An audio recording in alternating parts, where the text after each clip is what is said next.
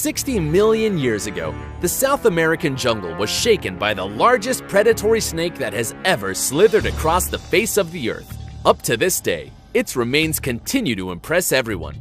Has it ever occurred to ask yourself, what happened after the asteroid fell and killed the dinosaurs? The planet was deeply shocked by the impact. There was a great ecological void left by the missing giants.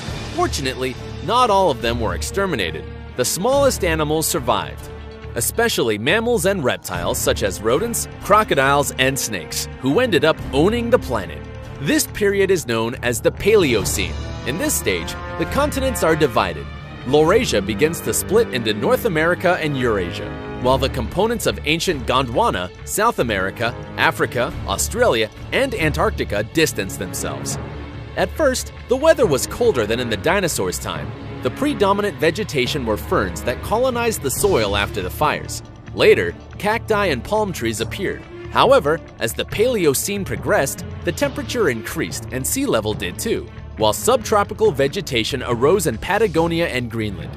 It was in this scenario where the Titanoboa appeared. Its scientific name is Titanoboa cerrejonensis because it was discovered in the Carrejon coal mines, located in the state of La Guaira in Colombia.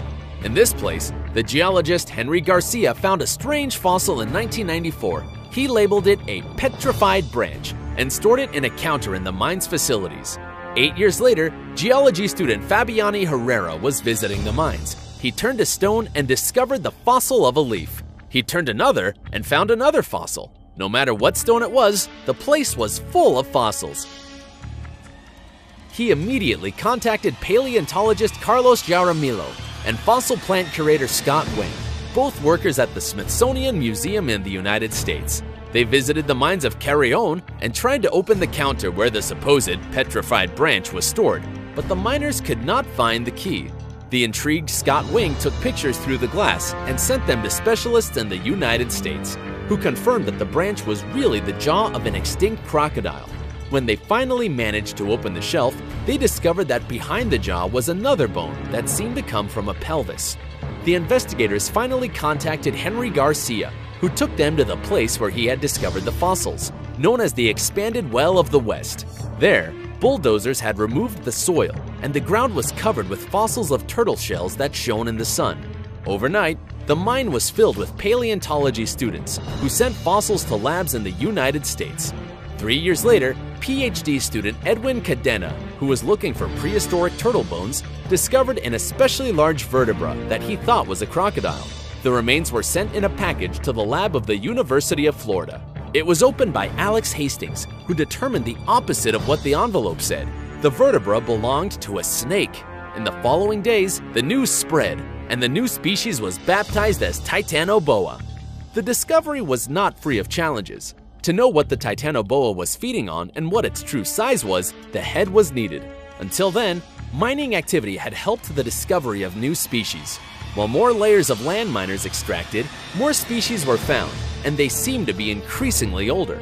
The problem was that this time, the miners had announced that they were going to start digging in lower strata, and that all of the land from the time of the Titanoboa would be removed, losing any trace of it. The paleontologists had to hurry. They returned to Carrion and began a difficult search because the skulls of the snakes are extremely fragile and are usually the first to disintegrate. They found several vertebrae, and only in the end did they find the jaw divided into 3 pieces of 6.69 inches each. To determine the true size of the Titanoboa, the scientists had to compare it with current snakes and performed some autopsies. The skeleton of a 16.40-foot-long boa was 50 times smaller than the remains of the Titanoboa. It was also compared to the extinct genus of Gigantolphus snakes, which could measure up to 36.08 feet in length, but had smaller vertebrae than the Titanoboa.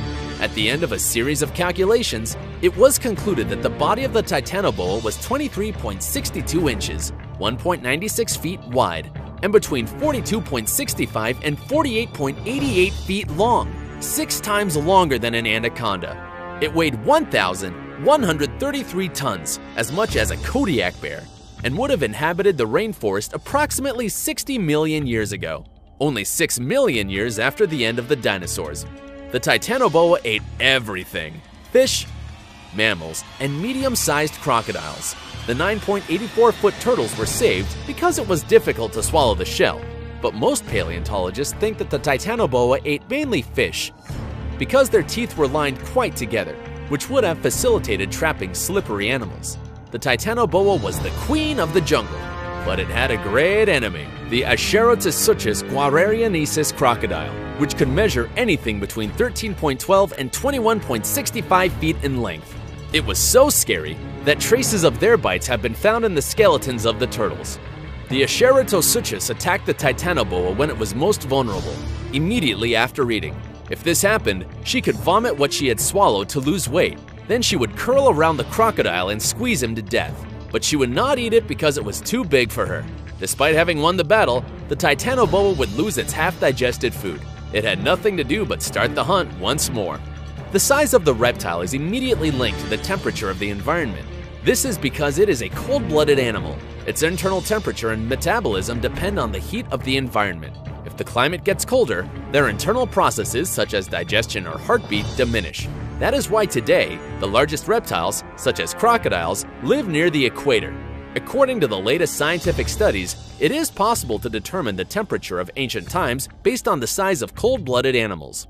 The Titanoboa, the longest animal of the Paleocene, is of special interest. Given its size, it is estimated that in the old Liguria, the climate had to be between 86 and 93.20 degrees Fahrenheit. Experts indicate that the environment was full of carbon dioxide, which produced a greenhouse effect similar to the current one, and that retained the heat inside the atmosphere, causing the rise in temperatures. Fortunately for the animals, the heat was accompanied by heavy rains that kept the tropical forest alive. According to paleontologists, the Titanoboa is related to the boa constrictor, an 18.4-foot-long snake that lives throughout the Americas and hunts its prey by winding around them and suffocating them. Its favorite dish are bats. It waits at the top of the trees to catch them mid-flight. Since its inception, the Titanoboa has fascinated internet users, so much so that the web is full of strange videos of people claiming to have captured a Titanoboa 58 million years after its extinction. Meanwhile, scientists hope to find other Titanoboa remains outside the Carrejon mines. These fossils would give more information about their behavior and about the hot environment in which they lived.